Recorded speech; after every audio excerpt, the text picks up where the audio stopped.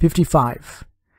Citizen is anything that shows some degree of ethical neutralization, some attenuation that is compatible with empire. Difference is not done away with completely as long as it is expressed against the backdrop of a general equivalence. Indeed, difference is the elementary unit used in the imperial management of identities. If the modern state reigned over the phenomenal republic of interests, empire can be said to reign over the phenomenal republic of differences. It is through this depressing masquerade that all expressions of forms of life get conjured away. Imperial power stays impersonal because it has the power that personalizes. Imperial power totalizes because it is itself what individuates. We are dealing not so much with individualities and subjectivities, but with individuations and subjectivations. Transitory, disposable, modular. Empire is the free play of simulacra. Gloss Alpha. Empire's unity is not imposed on reality as an extra, supplementary form. It comes about at the lowest level on a molecular scale.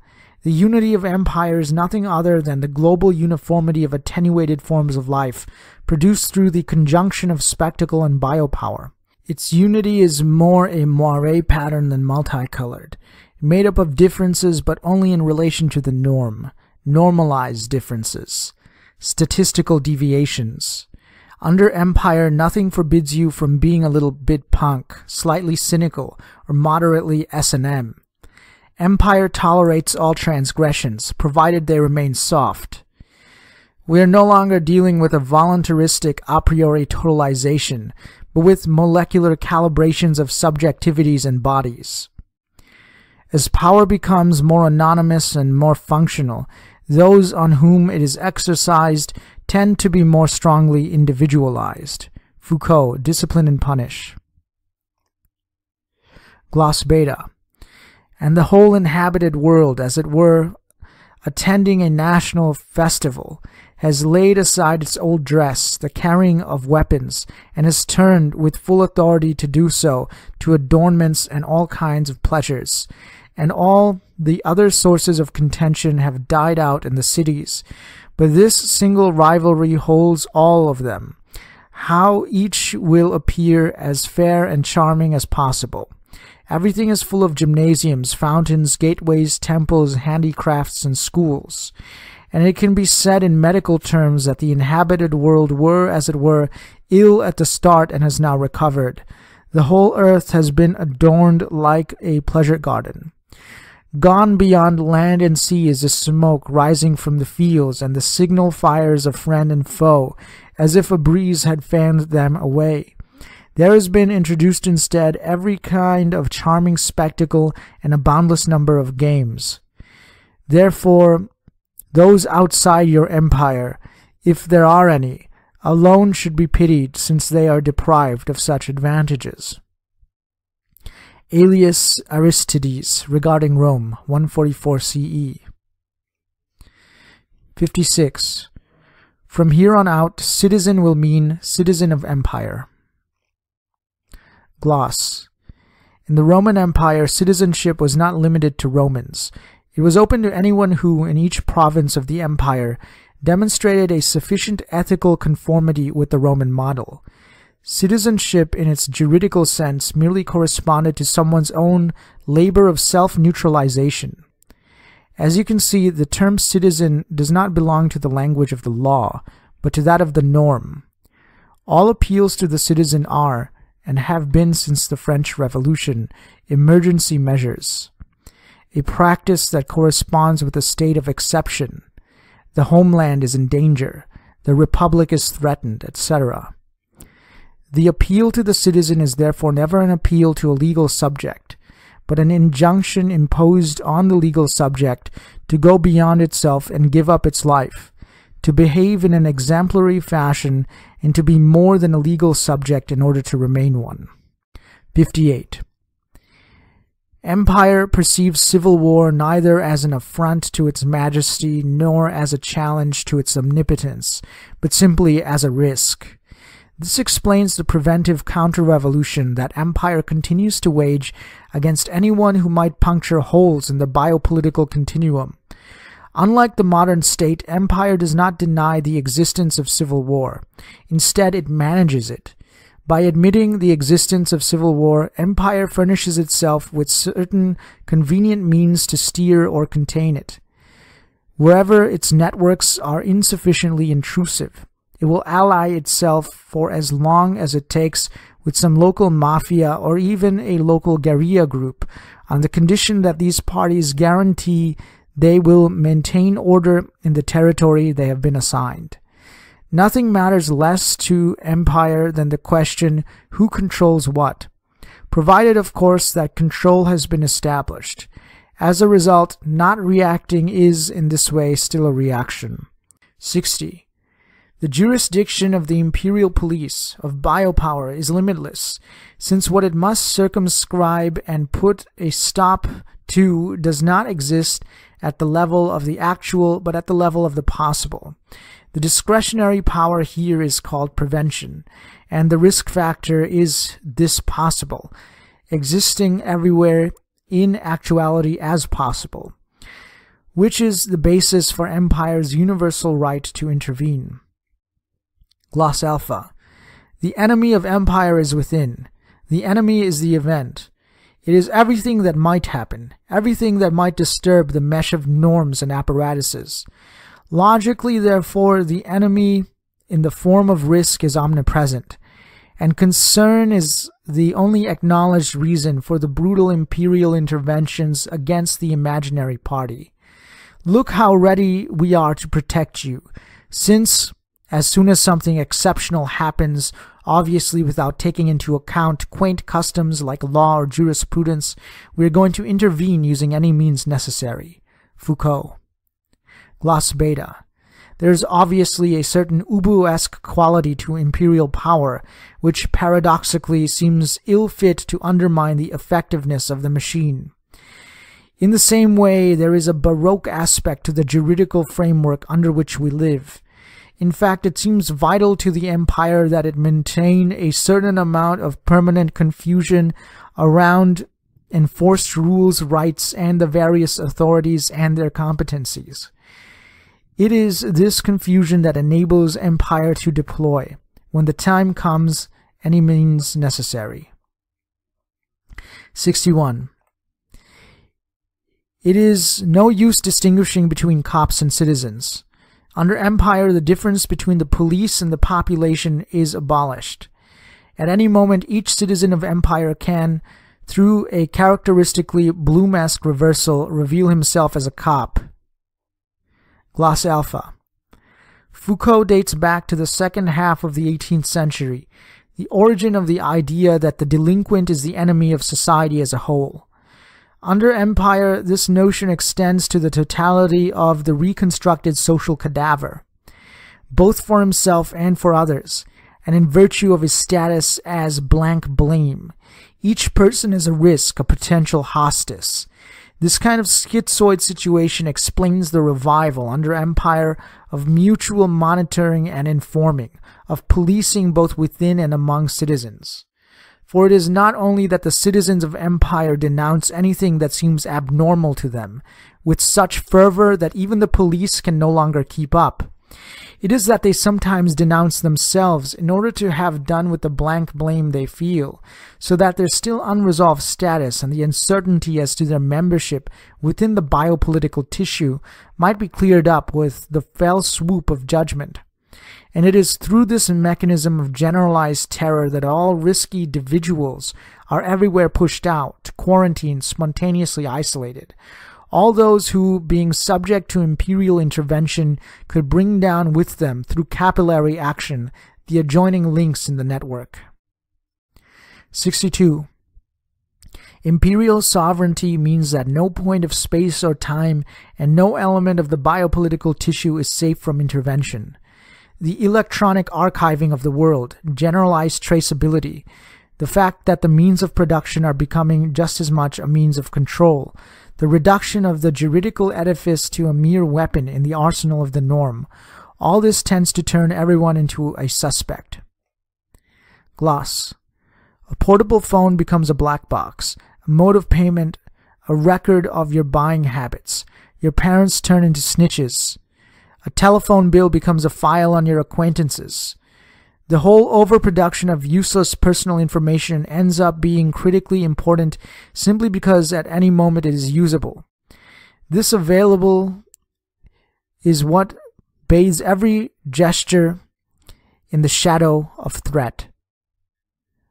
That empire leaves this information relatively unexploited indicates precisely its own sense of security, how little for now it feels threatened. 64. As we are beginning to recognize, imperial domination can be described as neo-Taoist, since it is only in this tradition that it has been completely thought through. 23 centuries ago, a Taoist theoretician asserted the following: means the sage employs to lead to political order are three. The first is said to be profit, the second authority, and the third fame. Profit is the means whereby the people's hearts are won. Authority is the means whereby to enforce orders. Denomination is the common way linking superior and inferior. This can be said to abolish government by means of government, abolish words by means of words. Mincing no words, he concluded, in the perfect government, inferiors have no virtue. Han Fei Zhu. Indeed, government is quite likely perfected. Gloss. There are those who have wanted to describe the imperial period as a time of slaves without masters. Even if this is not entirely false, it would be better to describe it as a time of mastery without masters, of the non-existent sovereign, like Calvino's non-existent knight, who was nothing but an empty suit of armor. The place of the prince remains invisibly occupied by the principal. There is in this both an absolute rupture with and a fulfillment of the old personal sovereignty. The master's greatest dismay has always been to have nothing but slaves for subjects. The reigning principle carries off the paradox to which substantive sovereignty had had to yield, to have one's slaves be free men. This empty sovereignty is not, properly speaking, an historical novelty, even if it is in the West. The task here is to break with the metaphysics of subjectivity. The Chinese, who established themselves outside of the metaphysics of subjectivity between the 6th and 3rd century BCE, at that time formed a theory of impersonal sovereignty that is not unhelpful for understanding the current motives of imperial domination. Closely associated with this theory is the name of Han Fei Zhu, the key figure in the school known as legalism, although this is misleading as his contributions concern more the norm than the law. His teachings, today collected under the title The Tao of the Sovereign, are what motivated the founding of the first truly unified Chinese empire and what brought an end to the period of the warring states. Once the empire was established, the emperor, the Qin sovereign, had the works of Han Fei burned in 2013 BCE. Only in the 20th century was the text unearthed, a text that had prescribed the practices of the Chinese empire at the very moment it was collapsing.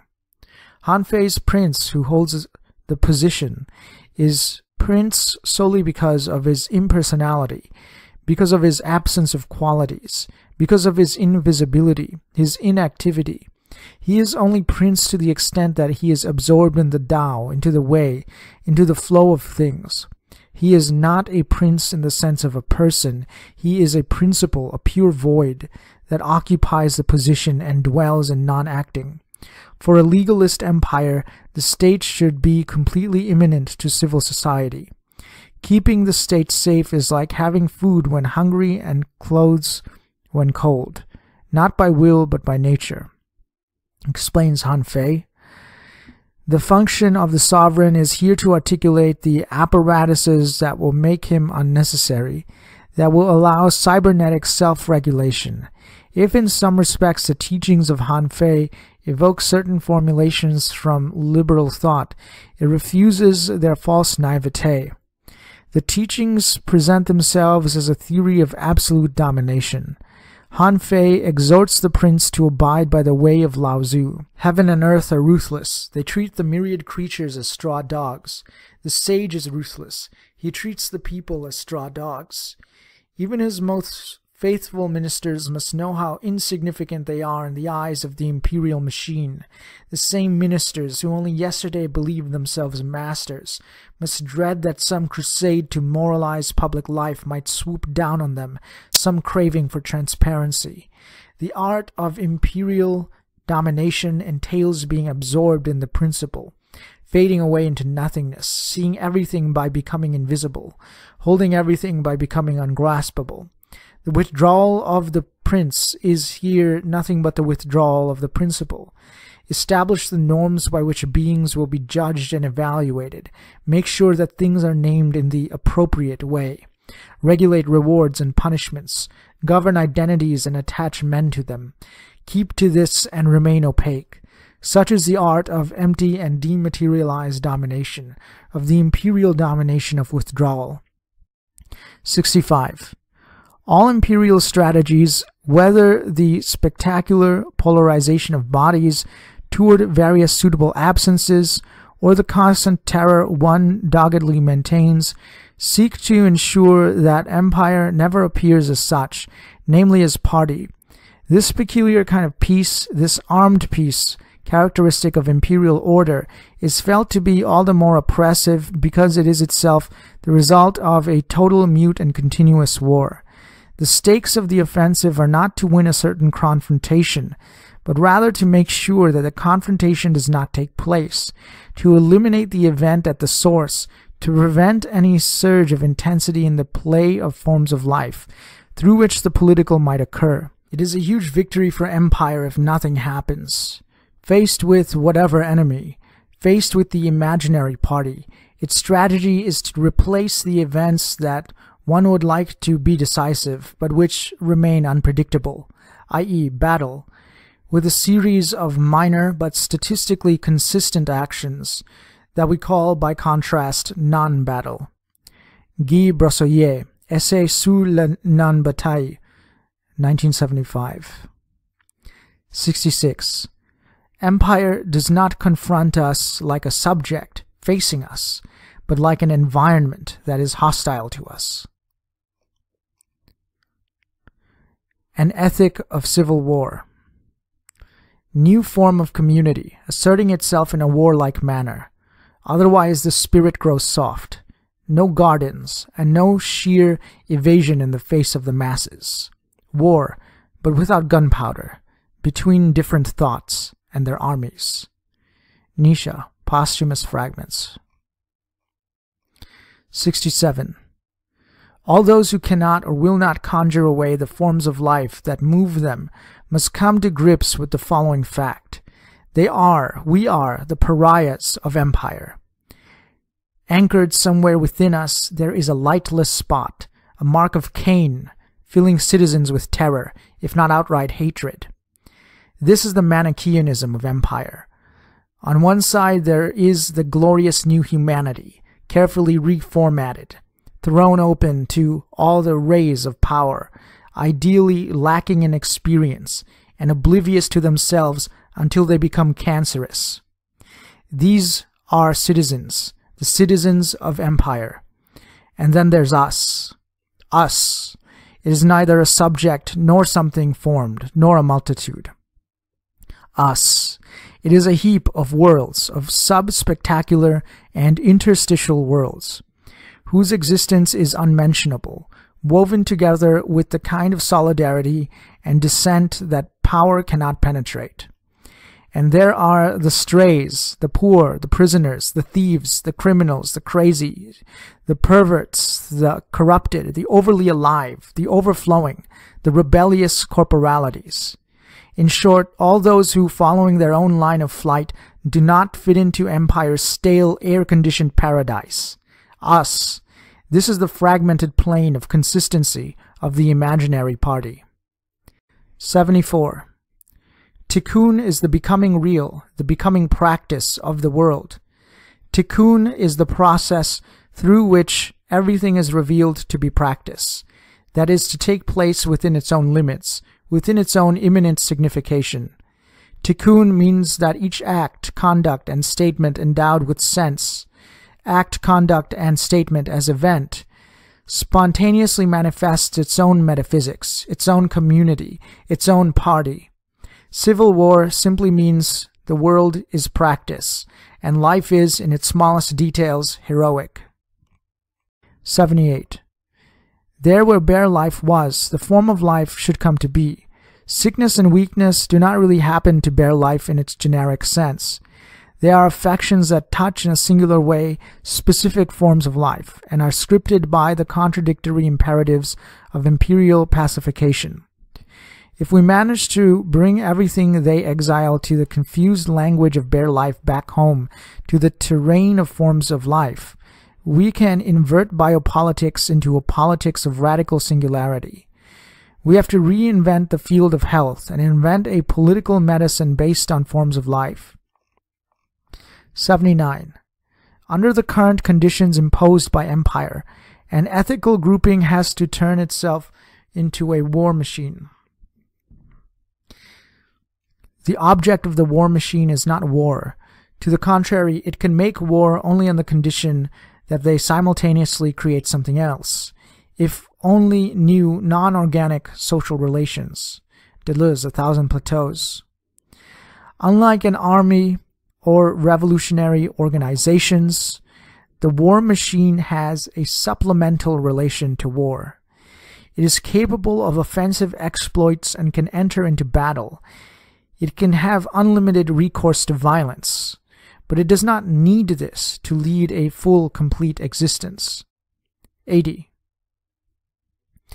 This is where the question of taking back both violence and all the intense expressions of life stolen from us by biopolitical democracies has to be posed. We should start by getting rid of the tired idea that death always comes at the end, as the final moment of life. Death is every day. It is the continuous diminution of our presence that occurs when we no longer have the strength to abandon ourselves to our inclinations. Each wrinkle and each illness is some taste we have betrayed, some infidelity to a form of life animating us.